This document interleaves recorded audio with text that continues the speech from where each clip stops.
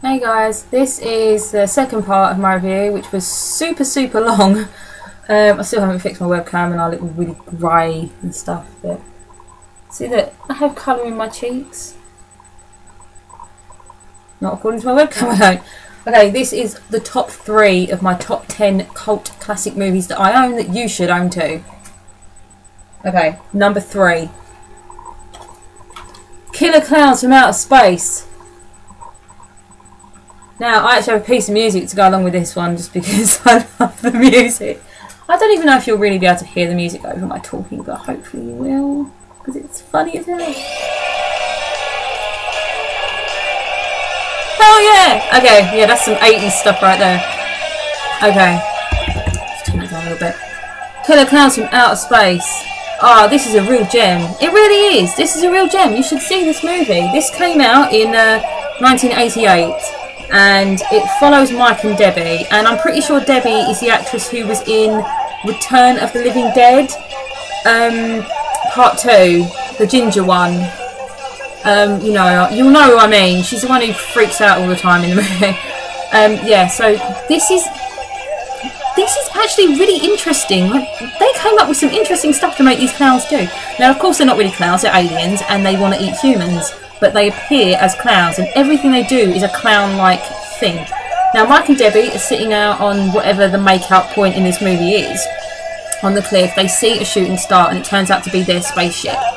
The spaceship lands, and as it lands, it creates a big tent, a big top.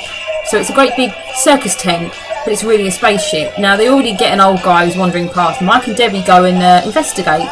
They find the circus tent, think, what the hell is this doing in the woods? They go inside and slowly realise that this is a spaceship. In fact, I think that's exactly what she said. Oh my god, this is a spaceship! Now, they've got some really cool ways of killing people and capturing people in this movie. The clowns eventually get out of their spaceship and they go wandering. They come across the town and townspeople. Now, they have this, like, popcorn... They shoot popcorn with this big gun, and it's like little gnawing, gnashing little things that grow, and they're like little animals. They also have a cotton candy floss gun, ray. It's a ray, and it hits you and turns you into a big piece of candy floss, which they then hook up in their ship and they suck out. I don't know what it does to you. I guess it kind of like melts you or something, and they basically drink through it. They also have these big balls, like big balloon things. They put people in the balloons to save for later, and then they take them back to the ship. They also have this ice cream, but when it's like a pie, they throw a pie at you and it melts you. It's brilliant. Oh my god. They have all these really interesting ways of killing people. It's so cool. So yeah, Mike and Debbie go to the police, and I think Debbie's ex-boyfriend is one of the cops, and they explain what happened. They of course don't get believed. The sheriff thinks that they're just drunk teenage kids. Boy, does he get his comeuppance in the movie. Yeah, so they basically go on a bit of a... They just go searching around for them. They do eventually find one of them, and then the cop gets convinced that they exist, and they have to try and figure out how to kill them and get rid of them, because obviously they've got ray guns and shit, and these are just guys. There is a really awesome scene where one of the clown aliens is doing like a shadow puppet thing on the wall to a bunch of people waiting at a bus stop, and he turns it into a dinosaur, and the dinosaur eats the people like the shadow. It's really cool. Yeah, you really do need to give this a good watch. Oh look, it ended. You need to give this a watch. This is an absolute gem of a cult classic, and if you haven't seen it before, at least watch it. If you don't want to own it, you'll be mightily entertained by even just like the costumes that they use, because they're like just guys in rubber costumes, like great big clown costumes. And there's a really good scene actually where there's a really weedy one. There's always one little geeky, little tiny one. Like in Space Jam, there was like a little alien, that was weedier than the rest of them. And he goes up against this big biker gang because he's got a little tricycle, and they trash his tricycle, which is sad. But then he manages to knock one of their heads off, which is great. That was like I think it only goes on for like a minute in the whole movie. It's just a really cool scene. So that was number 3. That was Killer Clowns from Outer Space. Okay, number 2. Night of the Demons, the original 1988 Night of the Demons. Oh, now this is really a cult classic, so I'm going to take a little drink. I mean, this is really a cult classic. I'm just seeing if I've made any actual notes that I might have forgotten stuff about this movie. I've seen this so many times. I apologise for the glare. Yeah, this came out in '88, and it spawned a bunch of sequels, which were shit. I mean, they really were. And I think I have a piece of music for this too. Yes, I do have the theme tune. It's Night of the Demons, original. This goes over the animation at the beginning. It's brilliant. There are some really great 80s songs in this. I don't think they were written for the movie, but they're from one of those kind of bands that never went anywhere afterwards. One of them is called Stigmata Martyr, and I can't remember what the other one's called, but they're really, really good songs, so you should check out the soundtrack to this movie. I'm not sure if you can buy it, but you can look it up on YouTube like I have. Yeah, they made 2 sequels to this and a remake. I also own the remake with Monica Keena from Freddy vs Jason, and it's actually a pretty good remake. It's got Edward Furlong in it as well, who of course was, you know, John Connor in Terminator 2. I love him so much. But yeah, they made Night of the Demons 2 in, I believe it was 94. Yeah, they did. It was 94. I've seen that. It's rubbish. Don't bother. They made a number 3 in 97. All of these starred Amelia Kincaid, who plays Angela. She really shouldn't have bothered at all. Seriously. No. Yeah, but this also stars, if I can get the names up somewhere, Linnea Quigley. Linnea Quigley right there, people. B-movie Scream Queen. I love Linnea Quigley. She's been in a few things. She was in, what do you call it? The Bolorama one. Sorority Babes in a Slime Ball Bolorama. That's really hard to say in one sentence. It's a tongue twister. Yeah, I do like a bit of Linnea Quigley. She's good. In this movie, her acting's terrible. Her acting's so bad. Amelia Kincaid does a good job. So does everybody else. Linnea Quigley's a shit actress, but she's brilliant at it, at being a crap actress. I love her. This movie is about a bunch of friends, or sort of, you know, classmates. You know, there's a token black guy in it. There is a token fat guy in it, large guy. There is, of course, you know, the greaser guy, the faux Italian guy, you know what I mean? There's the jock. You've got the slut, Linnea Quigley, in this. She's not a slut in real life, but she is in this. And then, of course, you've got the freaky Angela. Yeah, so they kind of get one of everything in here, like stereotypes. And it's basically Angela is throwing a party, a Halloween party, because she loves all that stuff, at Hull House. I'll say that again, Hull House. And which used to be an old, what do you call them, funeral home. And I think possibly / crematorium as well. And it was basically owned and run by a really sick guy and his family. Oh, that's ended. And yeah, it's been abandoned for years. It's one of those on the top of a hill type place. And basically it's out in the middle of nowhere. So she throws a party there because it would be a great place for Halloween. She gets a couple of her friends. She gets a few guys from school, and she gets the other guys. So there's about, I think about 8 of them in total that go there. And there's kind of a rule in this where there is a stream that runs underneath it, and there's a wall that marks the stream. So there's a wall that goes around the property above a stream. The demons cannot go past the water, therefore they cannot go past the wall. So once they're inside the wall, it's kind of game over for them really, because they can't really get out or anything once the demons get let out. They all arrive at the house and they all have a bit of a good time. And then I can't quite remember exactly.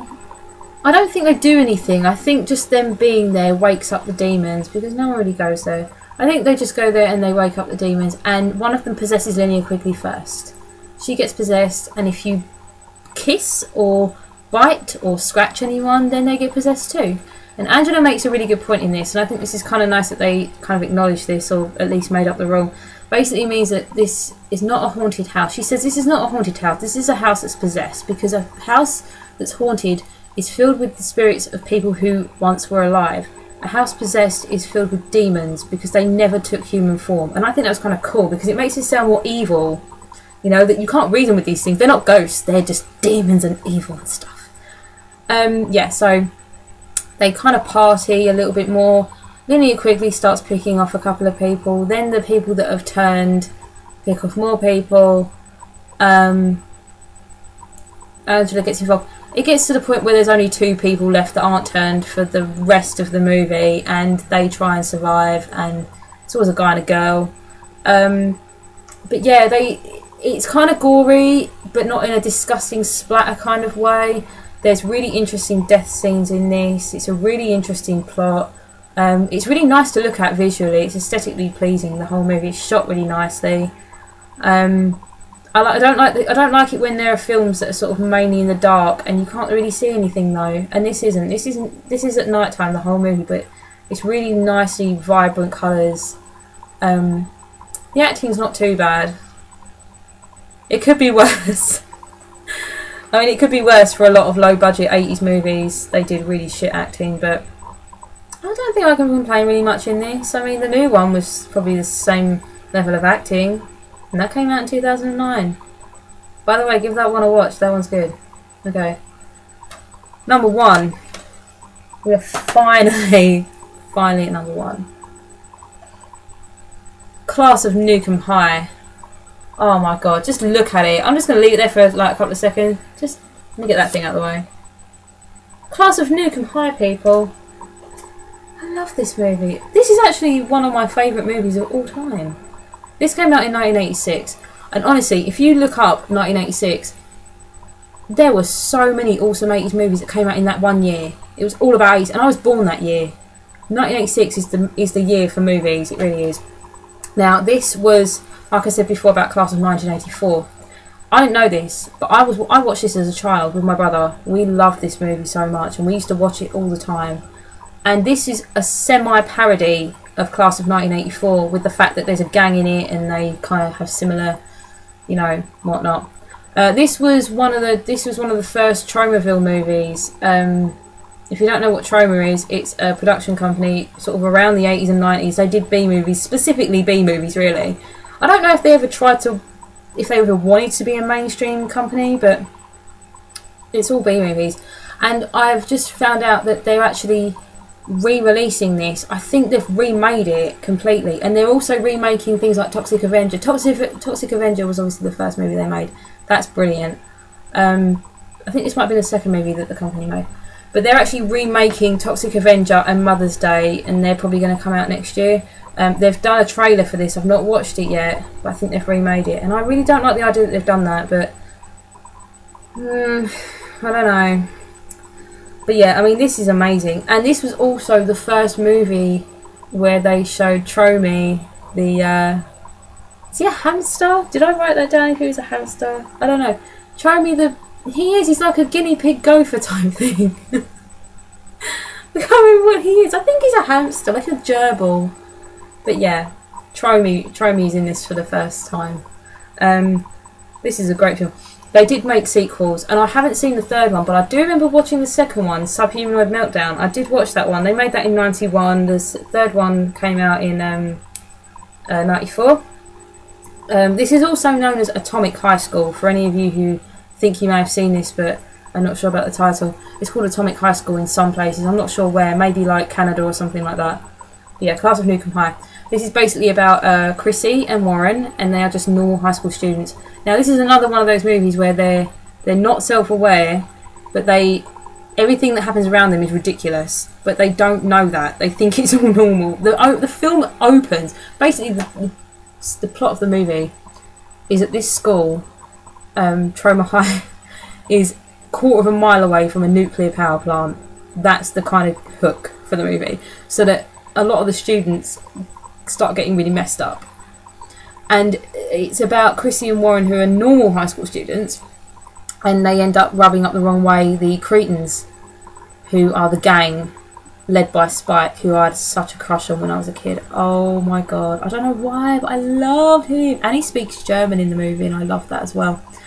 Yeah, the Cretans used to be honour students, but then obviously because of the radioactive sort of land that is surrounding the town, they've become psychopathic, bloodthirsty Cretans. And they rub them up the wrong way, so they kind of go out to mess with Warren and Chrissy. They also distribute joints to the student body, and they're laced with radioactive stuff. and they mess you up. They call it an atomic high, and Chrissy and Warren kind of have a puff of one at a party each, and Chrissy ends up giving birth to Tromy. I think she gives birth to Tromy. She gives birth to this really weird little black, like, I think it's Tromy.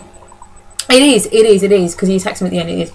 And Warren ends up getting really sick as well and becomes this, like, radioactive Incredible Hulk for a little bit, and he kills one of the Cretans.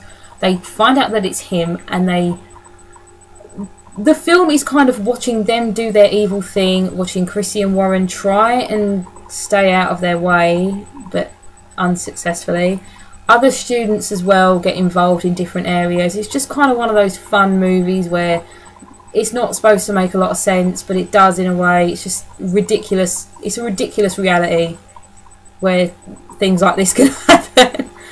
And then there's like a big radioactive meltdown, and things kind of come to a head for the gang. They kind of take the school over. They get expelled and they take the school over, and then the rest of the movie is about them fucking about and trying to get their own back on Warren and Chrissy. And it's really, really cool. It's such a good movie. Glass of Nuke, High, I love you. There you go. That's number 1. And I know these are really long reviews, but hey ho, I talk too much. But I hope you enjoyed it at least a little bit. So I'm going to stop right here. That was my top 10 cult classics that I think that you should own, that I do own, that I still think that you should own.